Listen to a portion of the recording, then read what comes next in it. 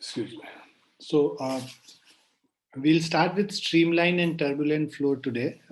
Basically जो Bernoulli's theorem है उसका एप्लीकेशन है वो आज हम लोग करेंगे क्लास में.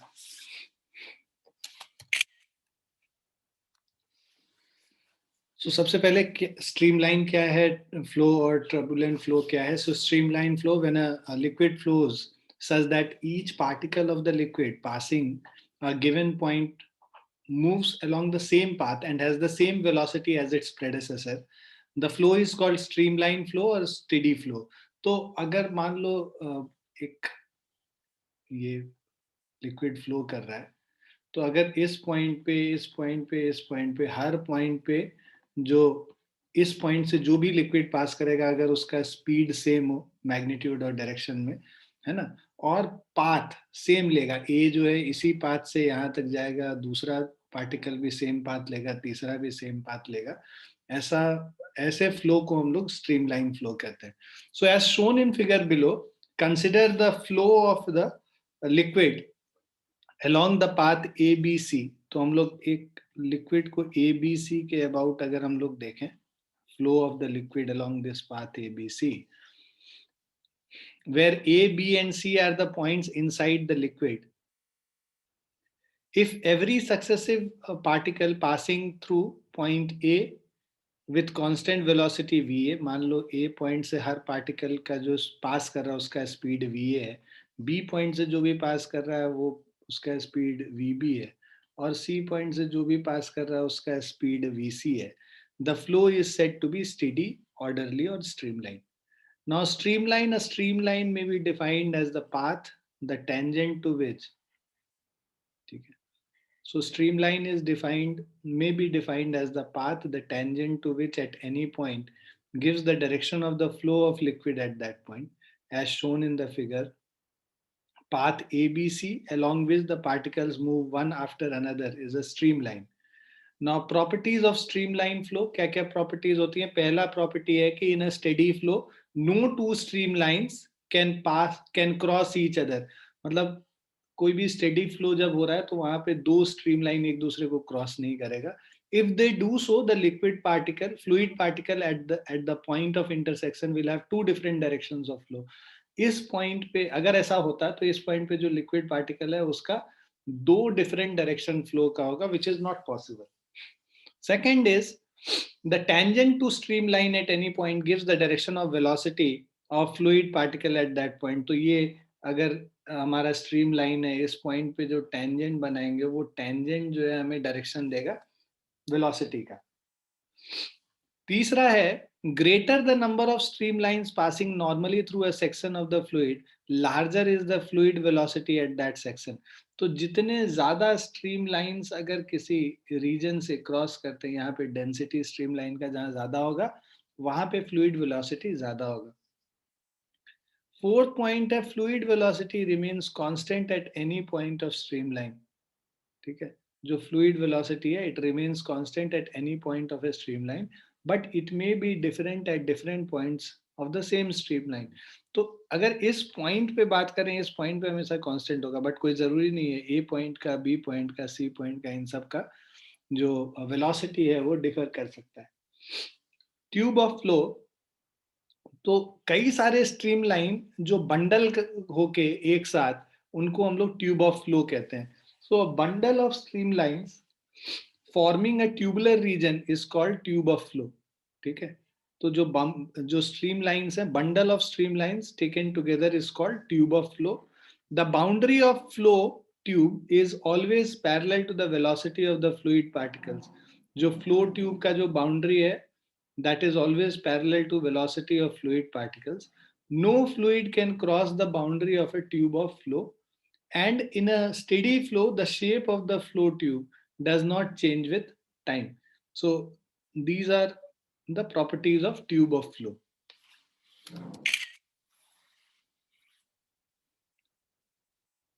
कल के टेस्ट के बारे में पहले तो थोड़ा बता दें. तुम लोग का जो क्वेश्चन रहेगा, ज्यादातर क्वेश्चन जो है रीसेंट पोर्शन से रहेगा.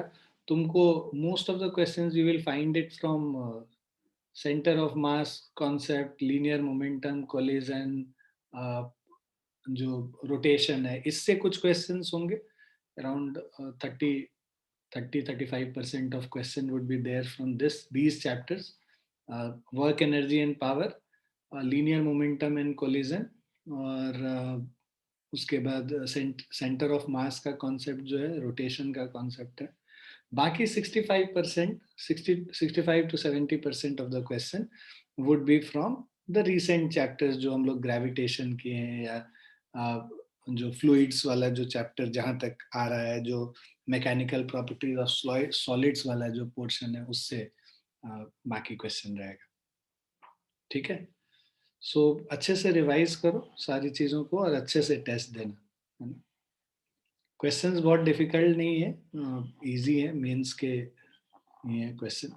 ठीक है ना. अब बिकॉज तुम लोग थोड़ा थोड़ा गेयर अप हो रहे हो, what I am going to do is, एक तुम्हारा एक टेस्ट में लूंगा.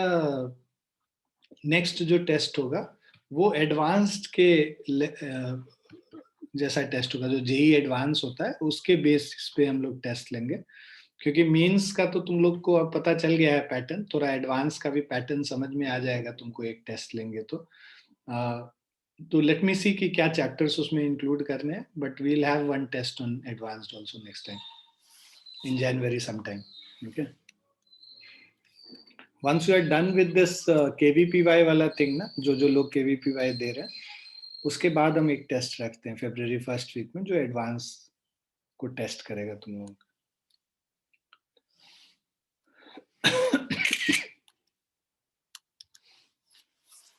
हो गया तुम लोग का प्रिपरेशन ठीक ठाक हो गया है?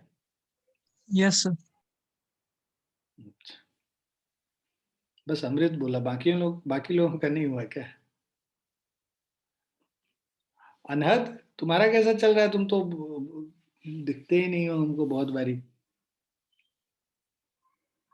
अनहद, are you there?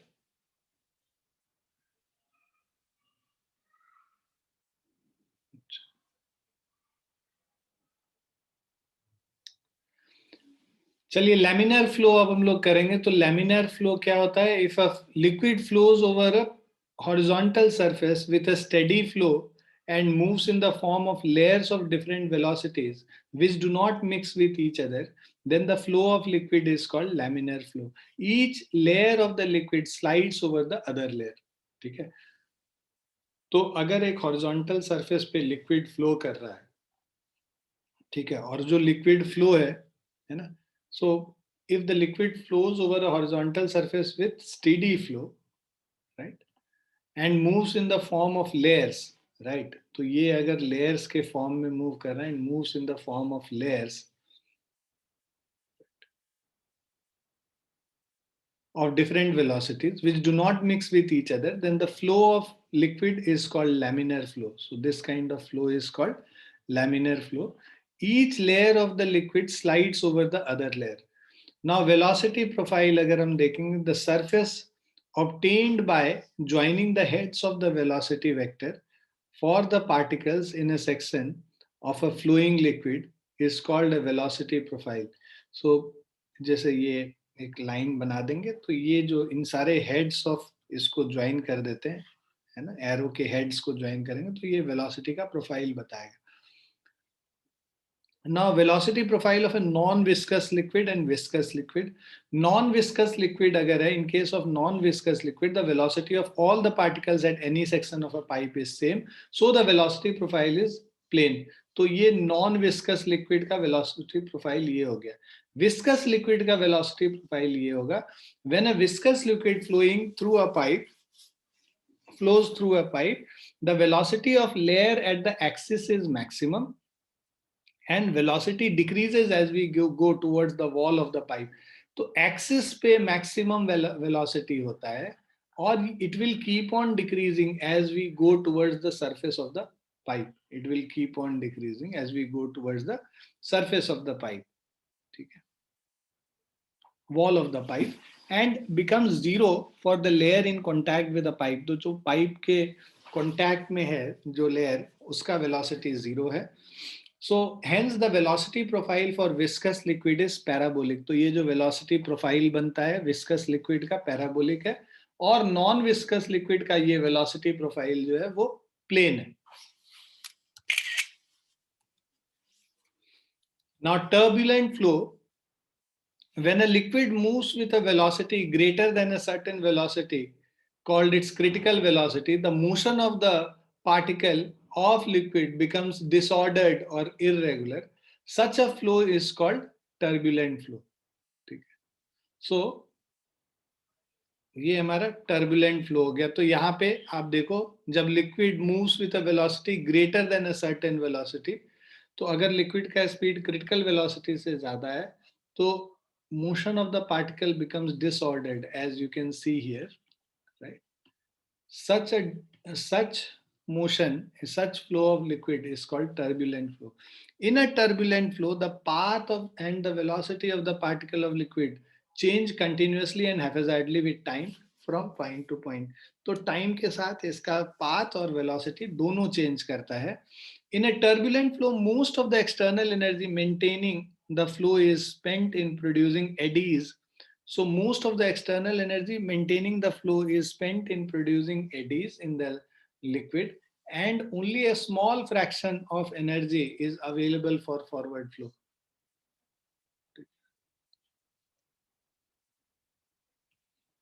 Critical velocity. So streamline flow is possible only if liquid velocity does not exceed a limiting value called critical velocity.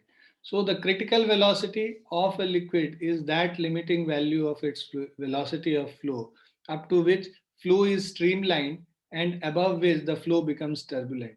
The critical velocity Vc of a liquid flowing through a tube depends on तीन चीज पे depend कर रहा है, coefficient of viscosity पे, density of liquid पे और diameter of the tube पे. ये तीन चीज पे हमारा क्रिटिकल वेलोसिटी डिपेंड कर रहा है.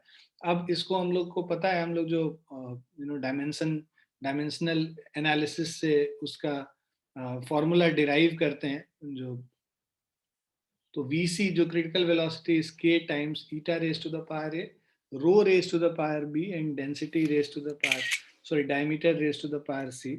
तो इसको अगर हम लोग वैल्यूज को कैलकुलेट करेंगे तो k eta by rho D.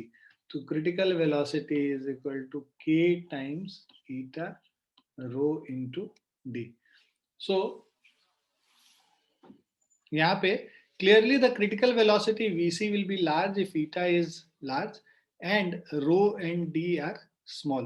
So we conclude that flow of liquid of higher viscosity and lower density through narrow pipes tend to be streamlined.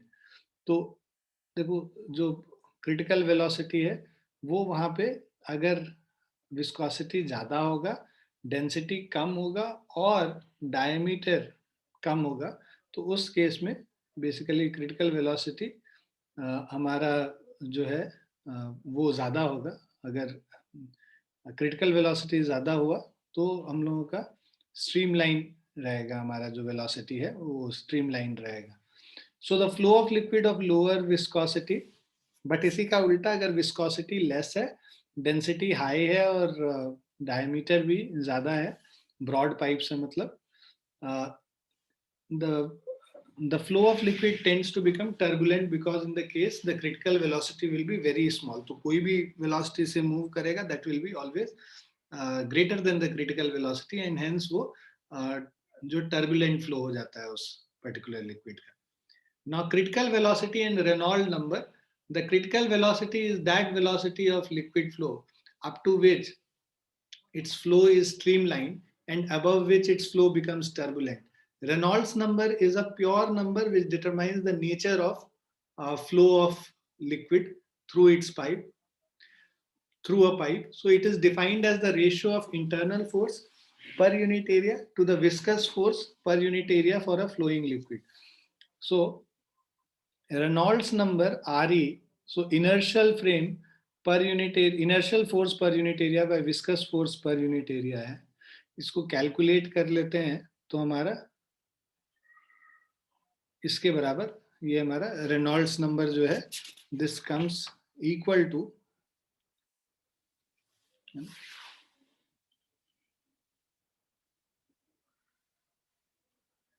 So this comes equal to V into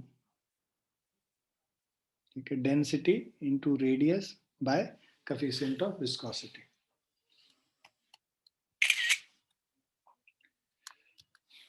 Now, if the value of Reynolds number lies between 0 to 2000, okay, the flow of liquid is streamline or laminar, and if the Reynolds number lies between 2000 to 3000, तो ये flow of liquid is unstable and changing from streamline to turbulent, है ना? तो 2000 to 3000 के बीच में change हो रहा होता है ना? Turbulent, streamline से turbulent. Now above 3000, the flow of liquid is definitely turbulent, है ना? तो इस रीजन में लिक्विड जो है स्ट्रीमलाइन से टर्बुलेंट में चेंज होगा. Above 3000 it is turbulent, below 2000 it is streamline.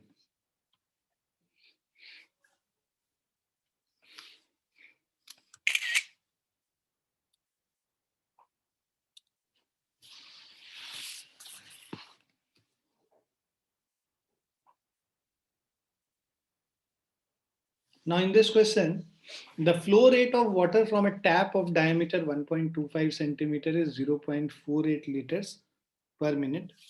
Okay. So diameter is equal to 1.25 centimeter or 1.25 into 10 to the power minus 2 meter हो गया diameter. और coefficient of viscosity यहाँ पे 10 to the power minus 3 pascal second हो जाएगा. ठीक है. और जो डेंसिटी है this is 10 to the power 3 kg per meter cube. Water है तो density 10 to the power 3 kg per meter cube होता है, 1000 kg per meter cube. The volume of water flowing out per second,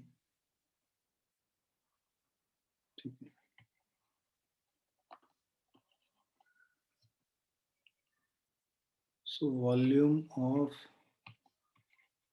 water flowing per second is equal to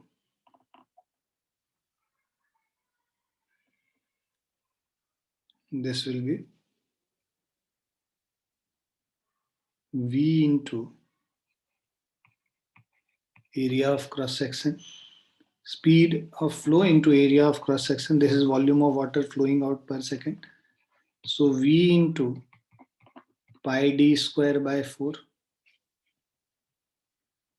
ठीक है. ना so इससे आ जाएगा तो volume of water flowing per second, इसको रेट ऑफ फ्लो को हम लोग रेट ऑफ जो फ्लो है उसको Q से रिप्रेजेंट करते हैं. V into pi D square by 4. तो इससे जो V का वैल्यू है this is 4Q bye pi D square. ठीक है ना.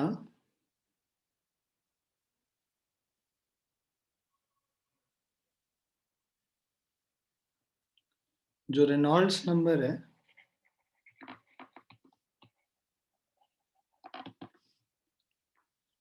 so Reynolds number NR is equal to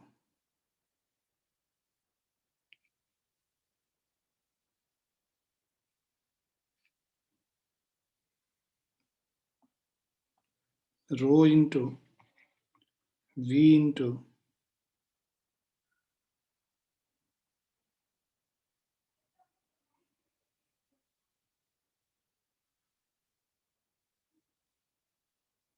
rho into V into diameter.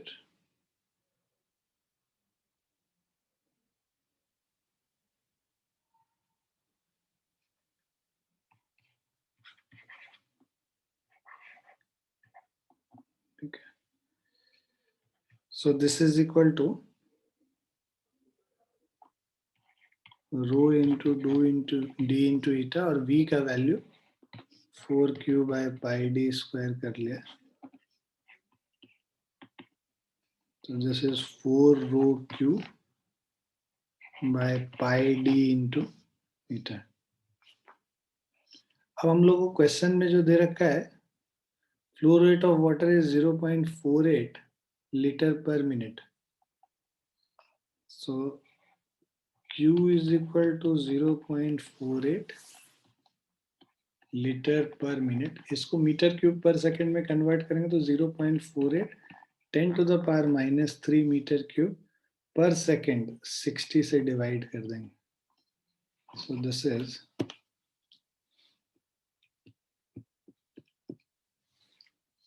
8 into 10⁻⁻6 metre cube per second. तो जो रेनॉल्ड्स नंबर है, this is equal to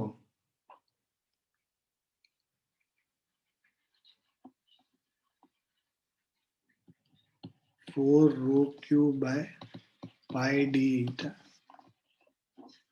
so values put कर लेंगे। 4 times density is 10⁻³ Q is 8 into 10⁻⁻6, pi is 3.14, diameter is 1.25 into 10⁻⁻2 into 10⁻⁻3 coefficient of viscosity।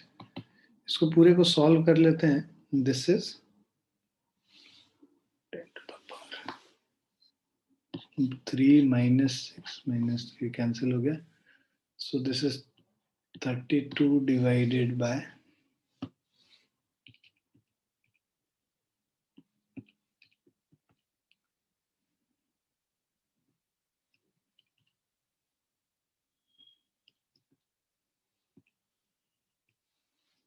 815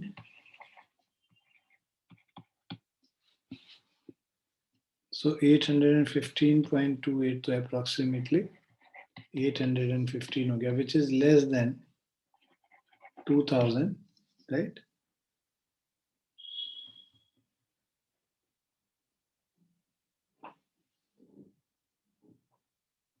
तो यहाँ पे first वाले case में जो होगा, this will be steady flow.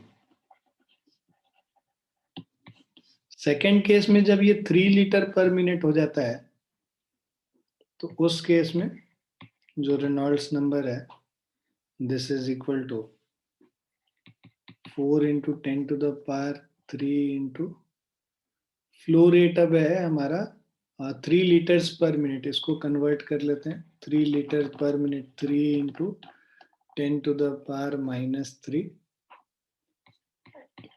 divided by 60।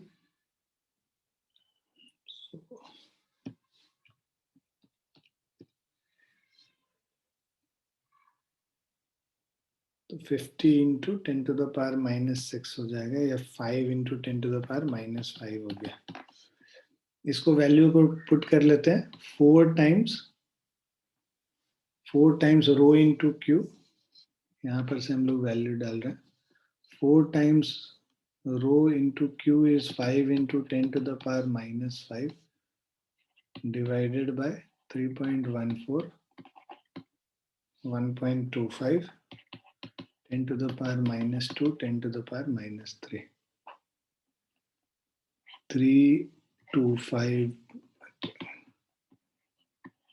20 into 10⁻³ by 3.14, 1.25।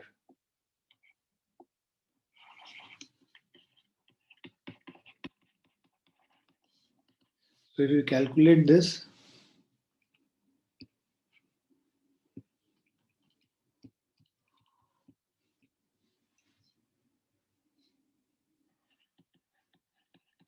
$5095, ठीक है, अप्रोक्सीमेटली। सो यहाँ पे जो Reynolds number is greater than 3000, तो ये जो होगा टर्बुलेंट फ्लो होगा।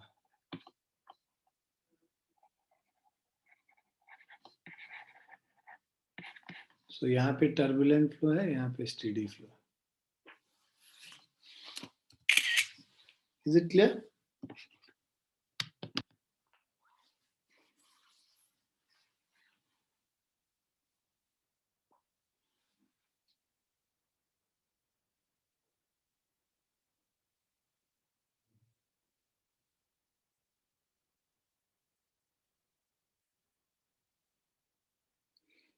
क्लियर है बच्चों?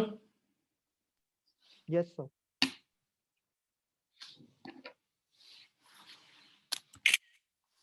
लिख लिया सभी ने?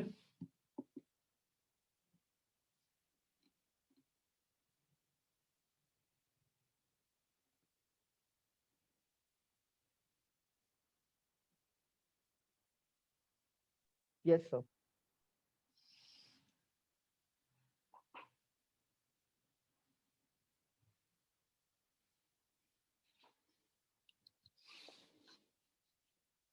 Now equation of continuity. The continuity equation is a mathematical expression of the law of conservation of mass in fluid dynamics. ठीक है. Now consider two cross sections A1 and A2, है ना, containing point A and B respectively. है ना? तो we have 2 points.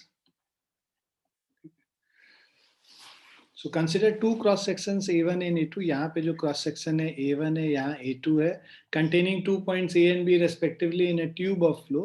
Let speed of fluid be V1 and V2 respectively at points A and B.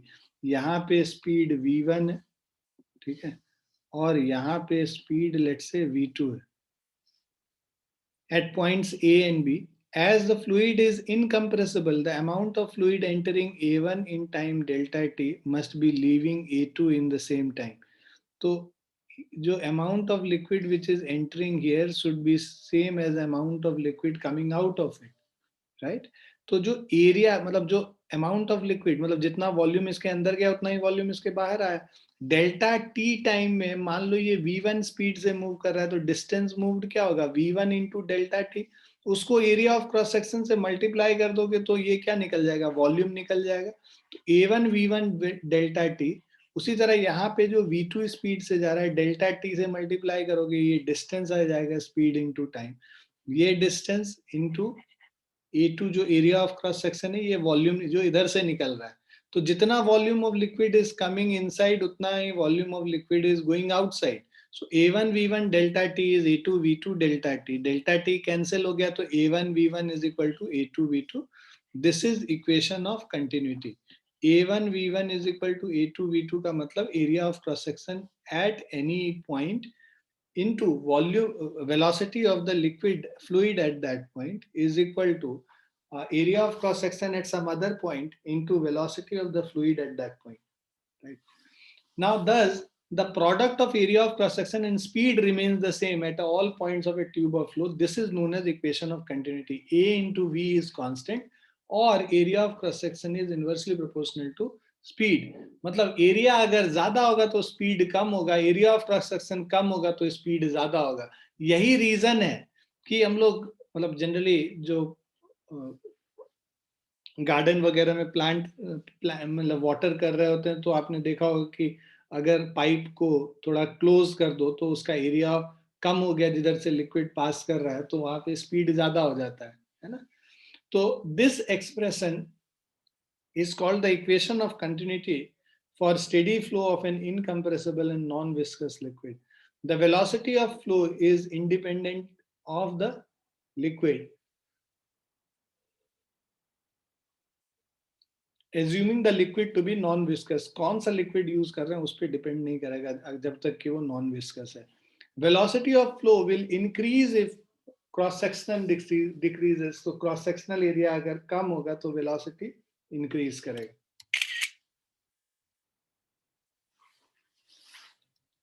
Now some examples are in hilly region where the river is narrow and shallow, that is small cross section, the water current will be faster. While in plains where the river is wide and deep, that is large cross section, the current will be slower and so deep water will appear to be still. Now when water falls from a tap, the velocity of falling water under the action of gravity will increase and with the distance from the tap. तो जैसे जैसे ऊपर से नीचे आएगा gravity की वजह से स्पीड बढ़ता जाएगा तो v2 is greater than v1. अगर v2 greater than v1 है इसका मतलब a2 will be lesser than a1. तो इसीलिए जैसे जैसे टैप से पानी नीचे आता जाता है इसका जो विड्थ है वाटर के फ्लो का वो डिक्रीज होता जाएगा. So in accordance with uh,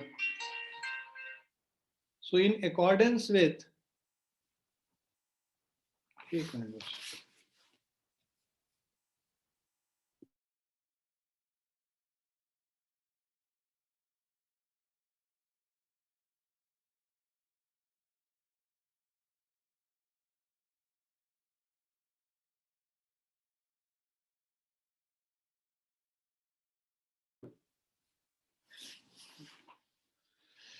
So V2 is greater than V1, है ना?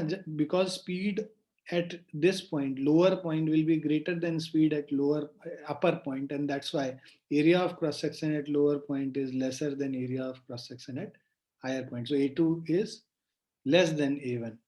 So that is the falling stream of water becomes narrower. Now uniform and non-uniform flow.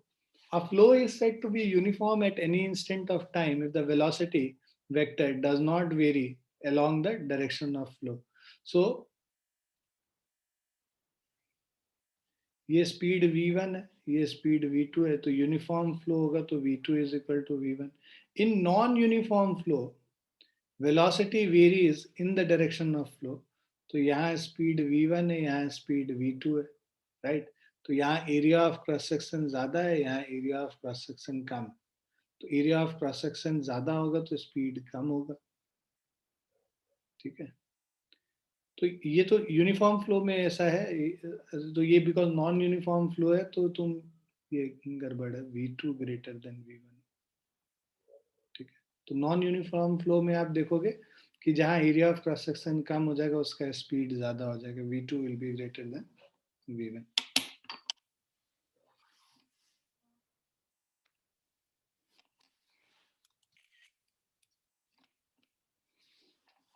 Now if you see this question, in an incompressible liquid, an incompressible liquid is flowing through a given tube system.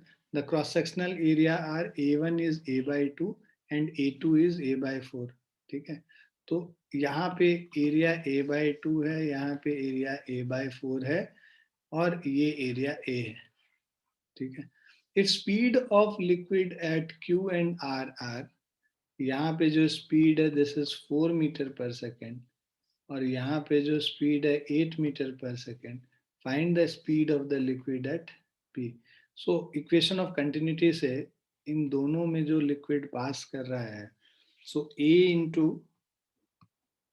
V is equal to A1 V1 plus A2 V2 by equation of continuity. Simple सी चीज है, जितना volume of liquid इधर से आएगा that is equal to volume of liquid per second going in this direction and volume of liquid per second going in this direction. So उसी से आया A into V is A1 V1 plus A2 V2. So हम लोग को निकालना है speed of liquid at P. तो A into V is equal to A1 का वैल्यू है A by 2, V1 का 4 प्लस A2 का वैल्यू A by 4 और V2 का 8. तो 2A प्लस 2A 4A हो गया, राइट? एरिया कैंसिल हो गया, तो speed V is equal to 4 metre per second.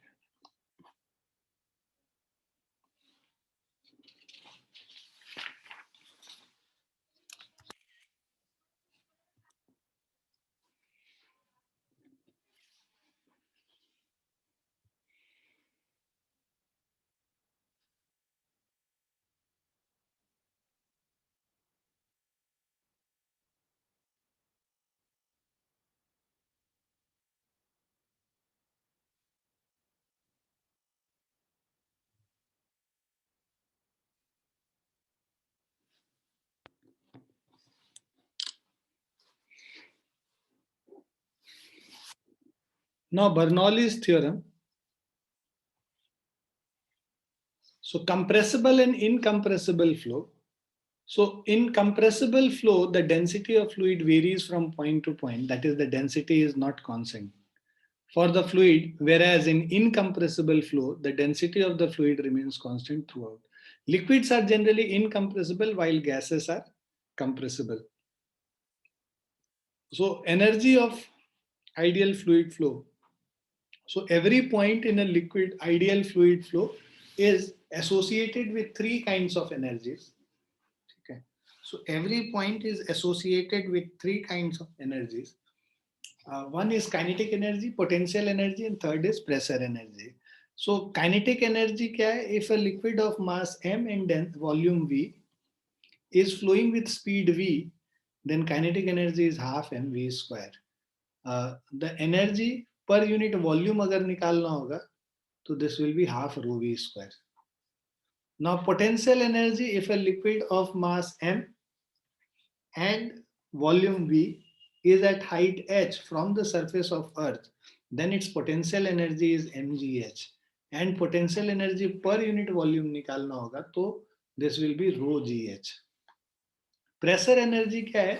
The energy possessed by a liquid by virtue of its pressure is called its pressure energy. A liquid under pressure can do work and so possesses energy. For example, a liquid in a cylinder can drive a piston as shown in the figure. Let P be the pressure exerted by the liquid on a frictionless piston of area A. ठीक है, यहाँ पे area of cross section A है. Suppose the piston moves from distance through distance x under pressure P. Right?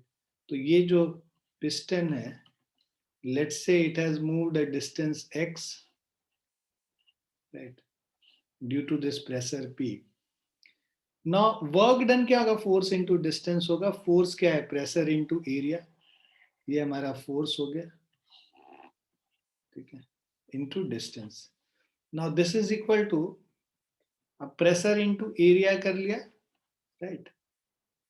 So this is force into distance. अब ax को area into distance को हम लोग वॉल्यूम कर लेते हैं, वॉल्यूम से रिप्लेस कर लेते हैं, तो pv हो गया.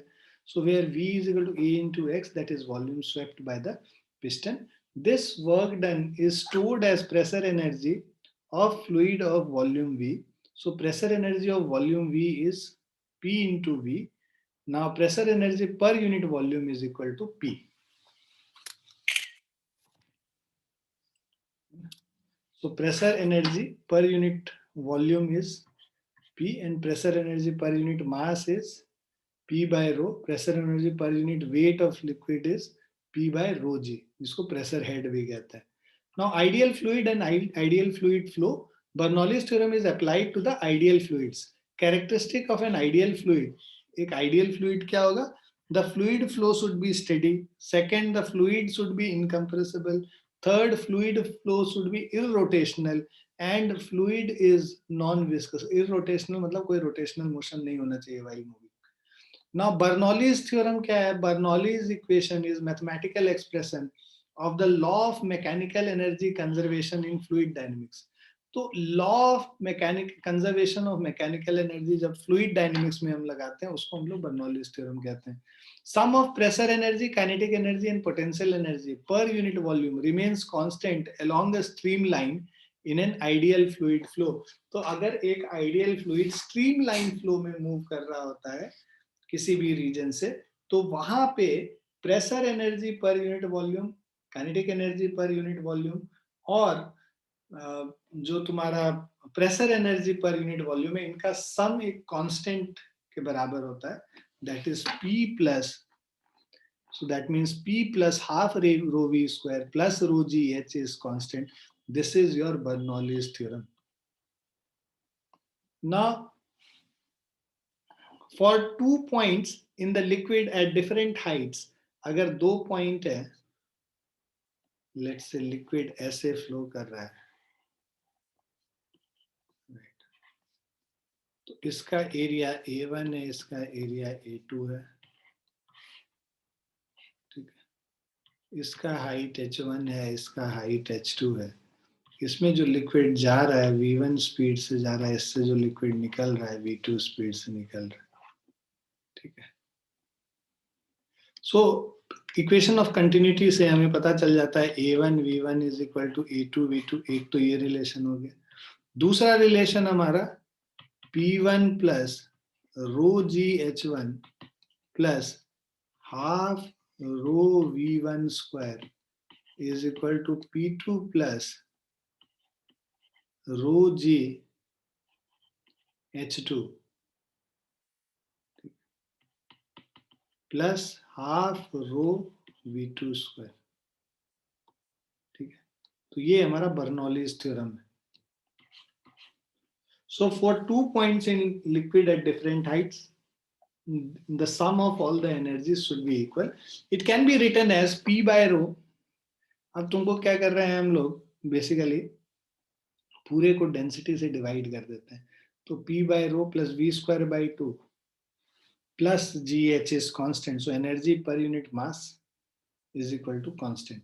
Now P by rho G plus V square by 2G plus H, energy per unit weight is equal to constant. यहाँ एनर्जी पर यूनिट मास था, यहाँ जी से भी डिवाइड कर दिया, एनर्जी पर यूनिट वेट हो गया। P बाय रो जी जो है इसको प्रेशर हेड कहते हैं, V स्क्वायर बाई 2G इसको वेलोसिटी हेड कहते हैं, और H is called the gravitational और पोटेंशियल हेड।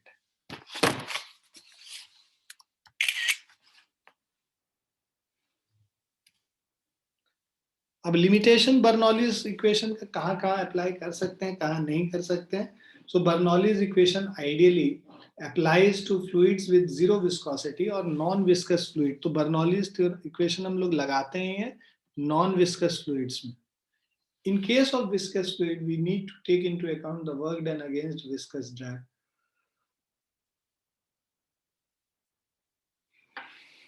Second है, Bernoulli's equation has been derived on the assumption that there is no loss of energy due to friction. ठीक है, loss of energy due to friction यहाँ पे नहीं होता है, but in practice when fluid flow, some of their kinetic energy gets converted into heat due to work done against the internal forces of friction or viscous forces. Bernoulli's equation is applicable only to incompressible fluid because it does not take into account the elastic energy of the fluid.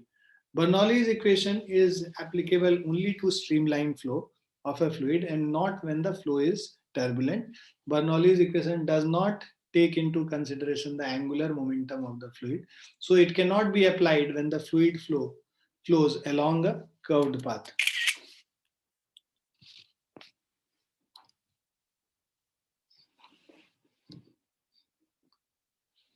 Now the reading of pressure meter fitted, एक question करते हैं, reading of pressure meter fitted in a closed pipe is 4.5 into 10 to the power 5 Newton per meter square. On opening the valve of the pipe, the reading of the meter reduces to 4 into 10 to the power 5 Newton per meter square. Calculate the speed of water flowing in the pipe. तो जब velocity 0 था उस समय pressure 4.5 into 10 to the power 5 था, ठीक है। और because height के बारे में कुछ नहीं बोला है तो हम लोग मानेंगे कि हॉरिजॉन्टल हाइट है, मतलब हॉरिजॉन्टल पाइप है। तो from Bernoulli's equation P1 plus half rho V1 square plus row GH P2 plus half rho V2 square plus row GH cancel हो गया। P1 plus half rho V1 square हम लोग निकालेंगे, रखेंगे, तो P1 is 4.5 into 10 to the power 5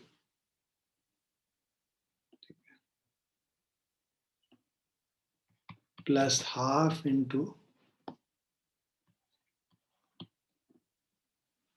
rho into V1 square.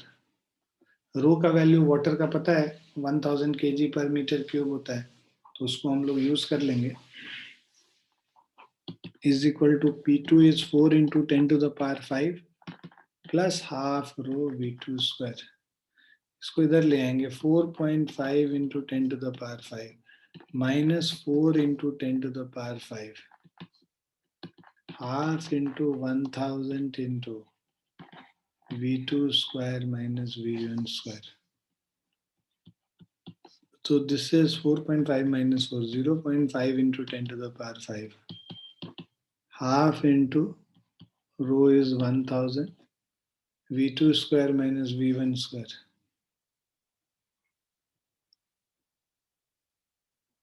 तो V2 square minus 0 square. Initially rest पे था,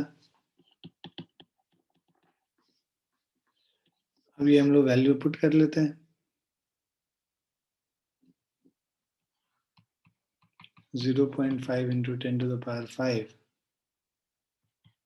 into 2 by 1000 is equal to V2 square. So 1 into 10 to the power minus 8 is V2 square, or V2 is 10 to the power 4. 10 to the power minus 4 meter per second.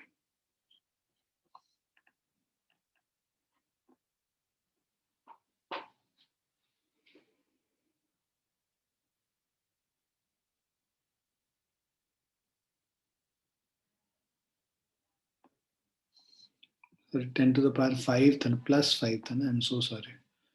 So 5 और minus 3, 2 हो जाएगा.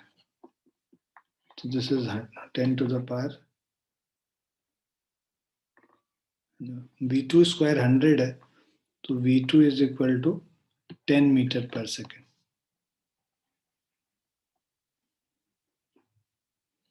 ये यहाँ plus 5 था ना, और ये 3 है, ऊपर गया कि 2. क्लियर है बच्चों?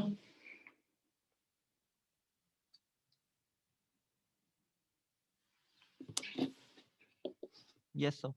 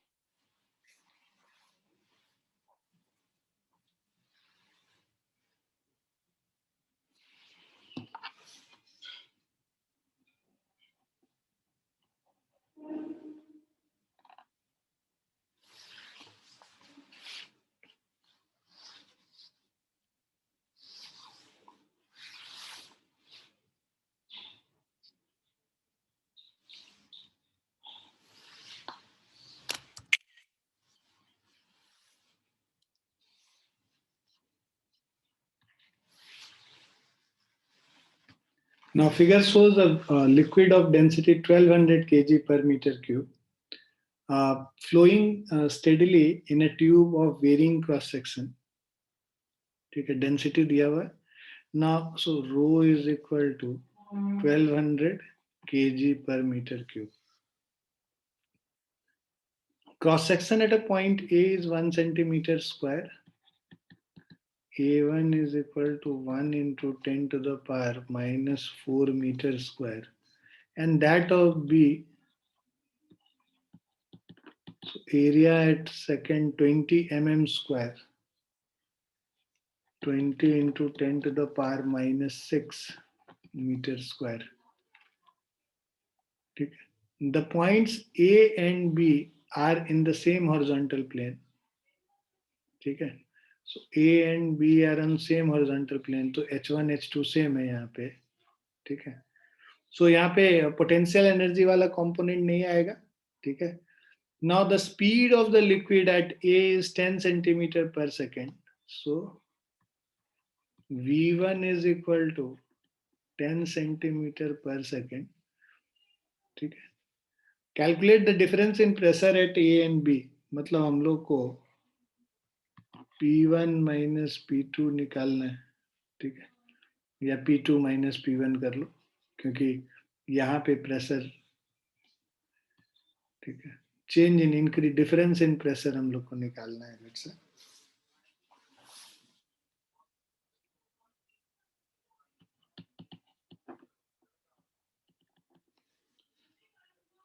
सो देखो, by equation of continuity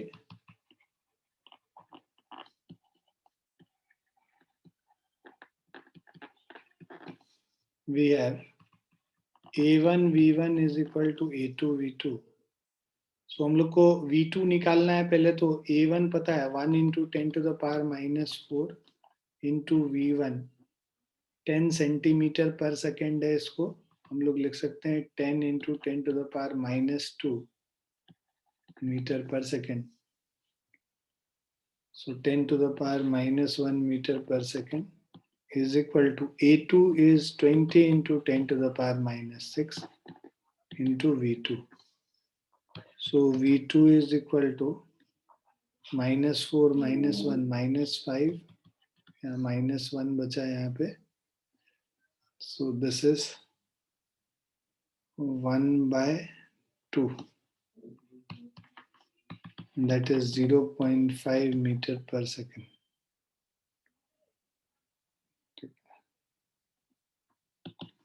Or 50 centimeter per second. Now by Bernoulli's theorem,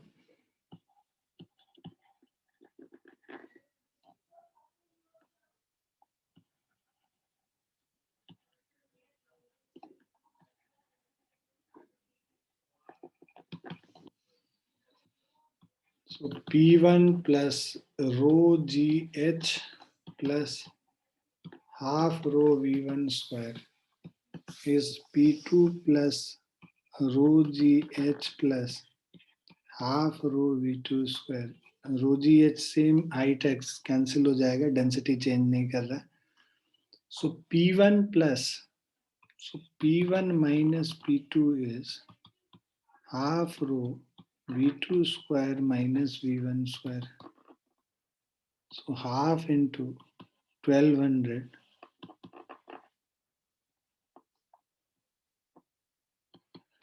V2 square minus V1 square. V2 is equal to 0.5 square minus 0.1 square. 600 into 0.25 minus 0.01, 0.24. 144 Pascal. So this is the change in pressure.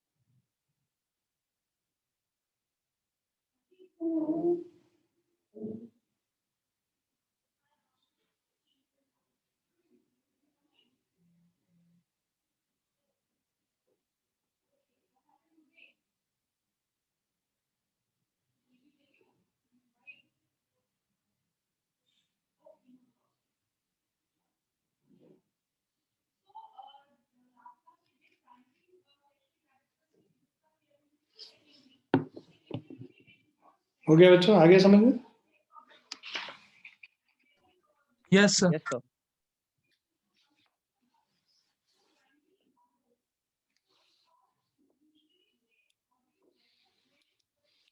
ये question खुद से कीजिए और बताइए answer फटाफट.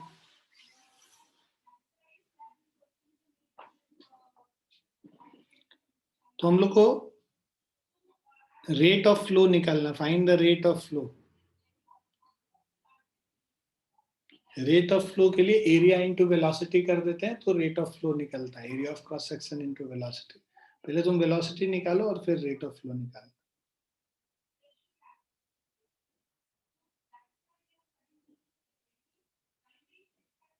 जल्दी से करके बताओ.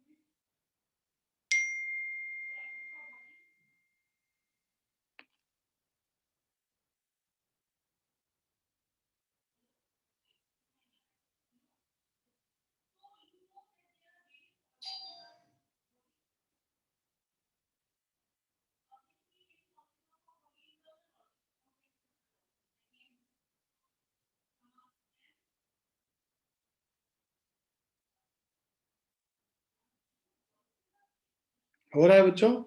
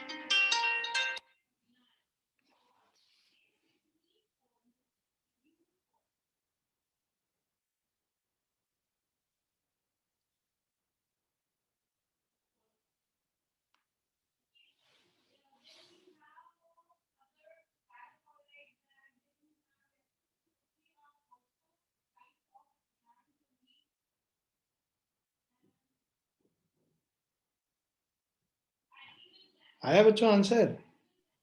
सर 6 और 12। 6 तो नहीं है।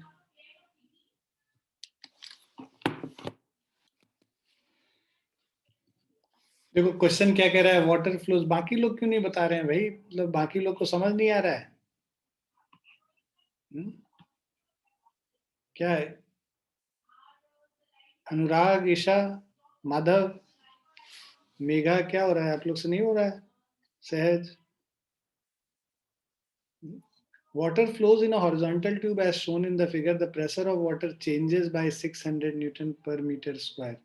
मतलब यहाँ पे मान लो प्रेशर P1 है, यहाँ पे प्रेशर P2 है, ठीक है। Now pressure changes P1 minus P2 is equal to 600 Newton meters per 600 Newton per meter square दे रखा between A and B, where the areas of cross section are 30. तो A1 is equal to 30 centimeter square और A2 is 15 centimeter square, ठीक है। Find the rate of flow of water through the tube. हम लोग को velocities निकालना है। तो अब देखो, अगर हम लोग इस पॉइंट पे मानते हैं ये एक ही हॉरिजॉन्टल है ट्यूब, तो हाइट का तो डिफरेंस आएगा नहीं। तो मतलब P1 plus rho g h plus half rho V1 square is equal to P2 plus rho g h plus half rho V2 square. Okay, so rho g h और rho g h cancel हो गया, right. P1 minus P2 is half rho V2 square minus V1 square, ठीक है। और water का flow है P1 minus P2 is 600, half into density of water 1000 हो गया V2 स्क्वायर, ठीक है। सो V2 square minus V1 square, ठीक है।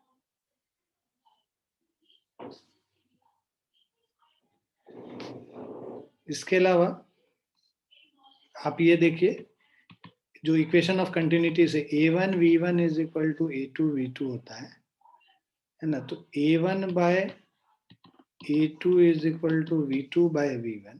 सेंटीमीटर स्क्वायर में ही रहने दो क्योंकि रेशियो निकाल रहे हैं, कोई फर्क नहीं पड़ेगा इससे। 30/15 इज V2 बाय V1। सो इससे आ जाएगा V2 is equal to twice of V1, ठीक है। सो ये हो गया 600 is equal to half into 1000 into V2 को ट्वाइस V1 कर लो, ट्वाइस V1 का whole square minus V1 square 500 मतलब 600 by 500 is equal to 4V1 square minus V1 square मतलब 3V1 स्क्वायर. तो V1 square is equal to 2/5 और V1 is equal to square root of 0.4. Square root of 0.4 0.632 metre per second. Velocity पता चल गया. अब हमें rate of flow निकालना है. तो ये V1 पता है, रेट ऑफ फ्लो निकालना है. Q1 is equal to A1 into V1. ठीक है. So rate of flow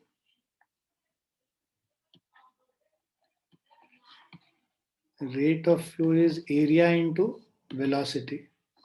area है हमारा A1 दे रखा है 30 सेंटीमीटर स्क्वायर मतलब 30 into 10 to the power -4 into 0.632.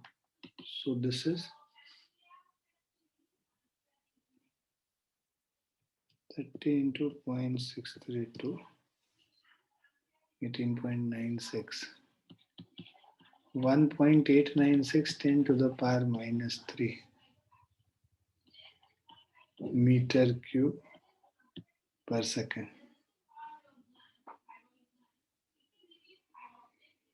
ठीक है जी बच्चों. अगर ये Yes. लीटर पर सेकंड में निकालना है या लीटर पर मिनट में निकालना है तो उसी हिसाब से हम लोग चेंज कर लेंगे. Is it clear to everyone? Yes, sir. लिख लो फटाफट.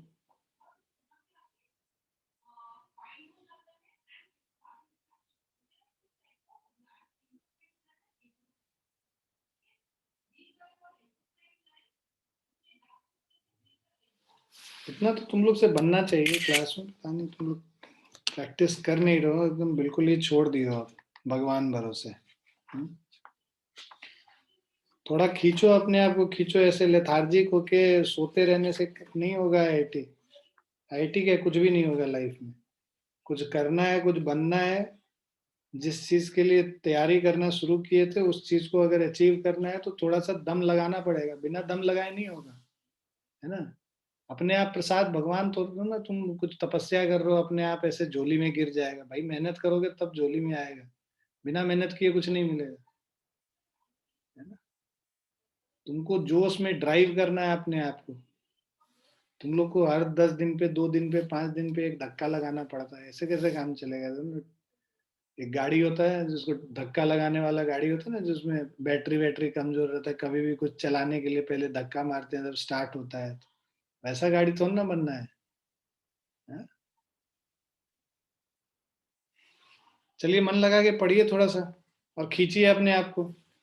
और कल का टेस्ट थोड़ा सीरियसली दीजिए, है ना. रात भर देखिए, पूरा फॉर्मूला वगैरह अच्छे से देख के आइएगा और सारा क्वेश्चंस वगैरह जो क्लास में कराए उसको रिवाइज करके आइए क्लास टेस्ट के लिए. चलिए बाय बच्चों. Bye and take care everyone. Thank you, sir.